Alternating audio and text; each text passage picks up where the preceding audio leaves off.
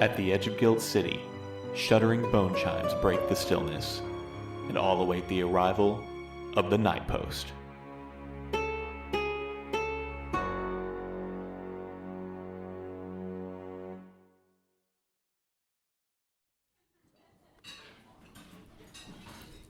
Hey, I'm late.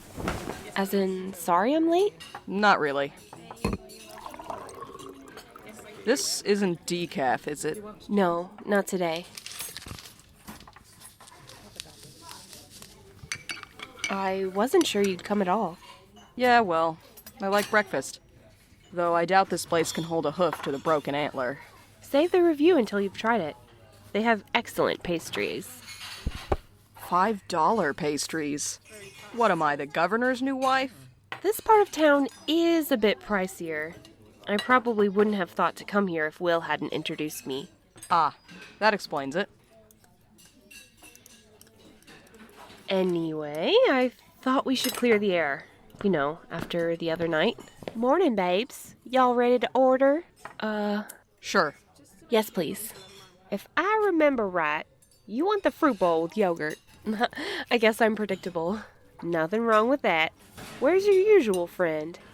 Oh, she... Just me today. Of course, hun. What'll you have? 2 slices of rye toast and, 6 eggs, over easy. Thanks. Wow. What? Nothing, just... I figured we'd be meeting on neutral ground or whatever. What, like we're at war? At least they didn't mistake me for your usual friend. Come on, Val. You just got here. Let's not start like this. You're right. Sorry. Just tired, I guess. You were saying? Just, well, we both said some things that were out of line. Agreed. And there was no need for us to argue, because, really, we were both right. The Skelter is full of mysteries, but we have to be wary of the dangers it presents. You sound like an after-school special. The more you know about eldritch horrors. I'm just saying, everyone who lives here has to decide for themselves how their lives relate to this land. And I'm just saying that you, Clementine, pigeon and descendant of pigeons, shouldn't relate to it at all. It'll kill you if history is anything to go by. I appreciate that you worry for me, Clem. But I have to do what feels right to me. You understand, don't you? And does it feel right? I haven't heard much about your life lately. That's not a judgment, I always thought I'm so tired, Clem. I used to be able to step away from all of it at the end of a shift, but now it's this burden I can't set down. I hear these letters out of nowhere, night and day, and I just want some way to make it stop. I thought, maybe we're all going through it. Maybe this thing's in all our heads and I'm not just losing my grip. Does it really feel right to you? Because it doesn't feel right at all to me. If you want to know whether things have changed for me, whether I've changed, the answer is yes. I'm tired too. A lot has happened to me that was scary and painful that I don't understand, but I want to understand. I want to keep going, even though I'm tired, because I hope to find answers at the end. If the land is speaking to me, I want to hear it. There must be a reason why I was chosen for this. What? No comment? No, that's pretty much what I thought you'd say. Can I read something to you? A letter? Yeah. You remember Alma and Maria? The sisters who moved their mother to the city because she was seeing ghosts? We, read one of their letters before. I think so. Well, Alma posted another letter yesterday. Their old house where Maria lives is on my route, you know. And I felt it, calling to me. So you opened it, of course. I didn't have to open it, but I thought this would be less weird than... Just listen, okay? This is what I came to tell you. This is what... You know what? It's fine. If that's what's important to you. Okay. Dear Maria, I know it's been a while since my last update. I wish you at least had a landline out there. It's been hard to find the time to sit down and write all this out. Maybe once the area is incorporated, you'll get cell coverage and we can talk every day. Mom would like that, and it would be good for her. These days, she doesn't have much interest in talking to the living. I persuaded her to see a counselor, but he wouldn't take her seriously, and she refused to go back. I'm too embarrassed to go myself. We thought living in the heart of the city would get Mom away from her old friends, but they're here too. Only, everyone shuts their eyes to the things they can't explain. Not me, though. Not anymore. I've been doing my own research, trying to find some answers beyond spirits aren't real and make a salt barrier if you don't want them in your house. The thing haunting our apartment is real enough, though I still don't know whether it could actually be our father. Mom is convinced it is, but it doesn't talk to me the way it apparently talks to her. I kind of wish it would. Between the deniers in the city and the faithful in the skelter who accept without question, it's been hard going finding any useful information. Then, a week ago, I heard an ad on the radio that felt like it was meant for me. You probably haven't heard it. I know you don't get many stations where you are. But it's this strange, lilting voice. Kind of soft, kind of smug, talking about their new congregation in the world we can't see. Honestly, I don't remember much of what it said. Just the mesmeric quality of the voice, and the excitement I felt in finding someone who claimed to have the answers I was looking for. I called their number, and a curt voice gave me an address and told me to be there at dusk the next night, before abruptly hanging up. I had to track down an old map just to find the place, in a neighborhood at the edge of town that's mostly been left to the mercy of nature. There were faded signs dating back to the governor's first campaign promising to clean up the area, but they clearly haven't made much progress. The building I was looking for turned out to be an abandoned night post station, split nearly in half by a tree growing up through the center. A green canopy blossomed over the roof, like an explosion frozen in time, and a gnarled branch stabbed through the zero in 101. Maybe there was a back entrance I didn't see, but it took a minute to get inside through the overgrowth spilling from the ruined doorway. By the time I'd crossed the sprawling network of roots to reach the center, a group of black-clad people was already gathered there. Their low murmurs and the shuffling of feet mingled with birdsong from the branches above. Someone pressed a black poncho into my hands. When I hesitated to put it on, they lifted the hood of their cloak to meet my eye and said, "Wouldn't want them to see you." I got no answer as to who they meant. A few minutes later, candles were passed around to everyone, and we were directed to line up along the edges of the room. The people who seemed to be in charge were dressed no differently from anyone else, in plain black outfits of varying styles, but they were identifiable by the way the others deferred to them and made room for them to pass.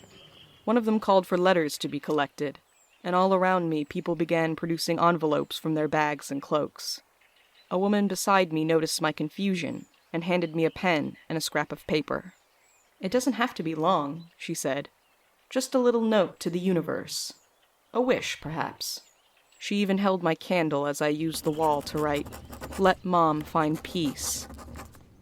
The letters were placed into a bronze brazier, and the leaders knelt to touch their candles to the paper. "Spark to flame," they said in unison, sprinkling a powder over the bowl that turned the fire an intense purple. 3 of them spoke in turns, answering each other in a kind of conversational homily. They called on the messenger, the deliverer, the Lord of Birds. They asked the one who waits for eventide to wrap its fingers round the world and tear apart the walls. They pledged to go where no one dared, to bring the letters where none had heard the word. The epistolist, they promised, would not let their cries go unanswered. When the borders fell, the great planners and watchers and elders would engrave their message into eternity. It all sounded like nonsense to me, but many around the circle appeared deeply affected, some clasping their hands and joining the chant in low tones. The rites and incantations were too much for me, too reminiscent of the kind of ritualistic spirituality I've been trying to get away from, and I decided to make my exit while everyone's eyes were either closed or locked on the violet flames. I'd begun sidling along the wall toward the door when the fire consumed the last of its fuel and abruptly died. As the last lick of purple went out, the chanters stopped mid-phrase. Silence hung over the room like a shroud. Even the leaves were quiet. Then, like a giant stirring, the branches trembled and groaned, roots straining to break through the concrete under our feet. Birds shrieked and alighted, and the gathered observers held their breath as something emerged from the trunk of the great tree. It flickered, hazy and uncertain, in the winking light of our candles. One of the leaders stepped forward. They would have been chest to chest with the newcomer, if it had had a body. "Welcome, exalted pigeon. When do you come from?" The translucent figure wavered erratically, and the cloaked person whispered to another, who took a vial from their sleeve and drew a line of what I assumed was salt between the visitor and the tree. "What message do you bring your faithful birdwatchers, O pigeon?" Light and heat emanated from the figure as it flashed around the room like a stroke of lightning. For a split second, it was right beside me, and I looked into the space where its face should be. It was gone in the span of a blink, burning my eyes with the image of the nebulous distance between stars, inconstant and incomprehensible.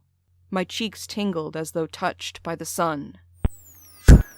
The supplicants pressed back against the walls and sheltered behind each other, their whispers growing panicked. "Contain it!" one of the leaders shouted. Some held aloft scrolls and books, while others brandished metal prongs that sizzled with electricity as they tightened their circle around the visitor. An inhuman screech gouged the air, like the grinding of metal wheels, but distorted and oddly harmonic. The leaders assured everyone that all was fine, that a bit of disorientation was expected for a fresh manifestation, but the messenger would not hurt us. I thought of the spirit painting on the portrait of Papa, of the endless, crimson-black void of his eyes, and I felt the fear and anguish of this creature's scream. It did not call to me in words, likely could not, but I understood its cry for help, like a flower unfurling in my mind. I dropped my candle so that no one would see me as I crept around the circle to brush away the salt barrier. Angry voices rose around me, but they were too late. The blue-hot streak of light darted toward the tree. Someone tried to block its way, but it passed through their outstretched arms and was gone. A moment later, the person dropped to their knees as a strange effect took hold where the light had touched. Their arms seemed to burn and freeze in the space of an instant, liquefying and petrifying simultaneously. They choked and screamed as the limb flashed through incompatible states of matter, breaking down into its primordial building blocks. After several tortuous seconds, they wept and clutched an empty sleeve. In the tumult that followed, I shed my poncho and escaped through the root-wrecked building into the deepening night. "I'm scared, Maria. I never knew spirits had this kind of power. I would get Mom out of this apartment today if I thought it would do any good, but I believe now more than ever that these beings are everywhere, no matter what the governor and their strategists say. Does anyone really have the answers? Or are we all just cavemen playing with fire? I'm keeping a close eye on Mom, and she visits friends or reads at the library while I'm at work. I'll keep searching for anyone who might be able to help. I don't know what else to do. Please, just be safe, okay? Protect yourself any way you know how. Your loving sister, Alma." I can see why that caught your attention. No shit. I couldn't make sense of that stuff about letters and borders and all those titles, but the Birdwatchers seem to think that that spirit was a former courier. What do they want from it? Who knows? They fucked around and found out. Station 101 can't be far from us. I bet we could find it, even without the address. Hold your horse, Detective. I brought this to you as a cautionary tale, not another horrible lead to investigate. Alma's instinct was right, though. These cultists seem to know more about the other and the post than we do, even if their theatrics are a little ridiculous. Clementine! Did they summon the spirit, or was it already there? Who cares? It took someone's arm off. That was disturbing. It's hard to say just from a description, but it's almost like that thing warped reality where it touched. Yeah, and those are the things you've been palling around with at night. My advice may be suspect, but why can't you listen to your girlfriend and just leave it alone? We're already a part of it, Val. I have been since before I was born. Denial won't make our lives any safer. You, Tommy Lee, It must run in the family that nobody can tell you nothing. Why do you keep bringing him up? Because I don't want you to wind up like him. You have no right. The hell I don't. I know a lot more than you about what he actually went through on this job. And you think that I'm stupid for trying to find out. Your words. You're such an asshole. You know that? Of course you do. You know everything. Why don't you just... Sorry for that wait. Here we are, babes. Do y'all need anything else, or... Actually, can I get this to go? Sure. You're gonna take 6 over-easy eggs in a styrofoam container? Yep. Disgusting. Yep. 1 box. Appreciate it.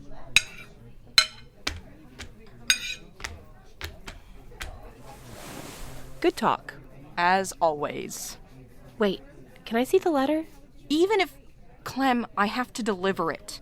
Oh, right. Though if Maria is anything like you, it'd be better I didn't. Always thinking of others. Fuck off.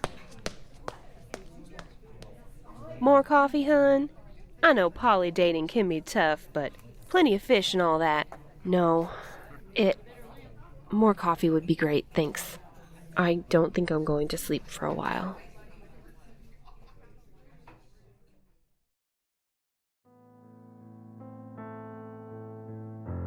Thank you for joining us on tonight's route. You can find the Couriers of Station 103 at nightpostpod.com or on Twitter at nightpostpod.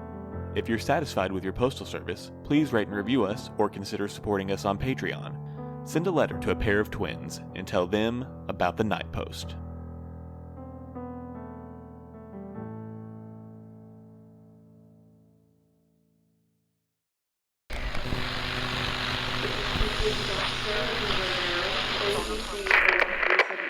Reporting from a still unknown location on the infant planet of VHS-22.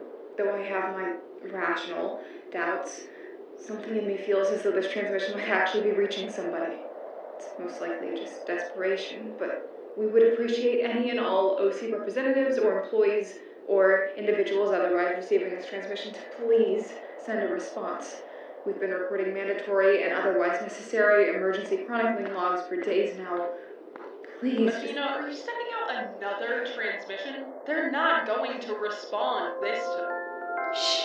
Let her do her thing, Miles. She needs to set up her character up correctly for the new listeners that are hearing this promotional advertisement. The new... What? What? What are you talking about? I believe what Cal is doing is called breaking the fourth wall, my friend. Breaking the what now? Oh, just forget about it. What about a promotional advertisement? Guys, I am trying to finish this log. Would you please give me a moment? Sorry, Starshine, I just got a little caught up in the whole self-aware and breaking the fourth wall thing. If I were you, Athena, I would close your log up and tell the listener to tune into Microcosmos, a science fiction podcast, wherever you get your podcasts. This show is created by a crew of LGBTQ+ people and features strange infant planet, brief romantic scenes before epic tragedy, cool sci-fi terminology, and adorably talented AI units, like myself. More information on the show can be found on its website, microcosmopod.space, or its Twitter, Instagram, Tumblr, or TikTok, which all have the handle @microcosmopod. That's just what I would say, though. Cal, we really need to figure out what's going on with this new phase of yours.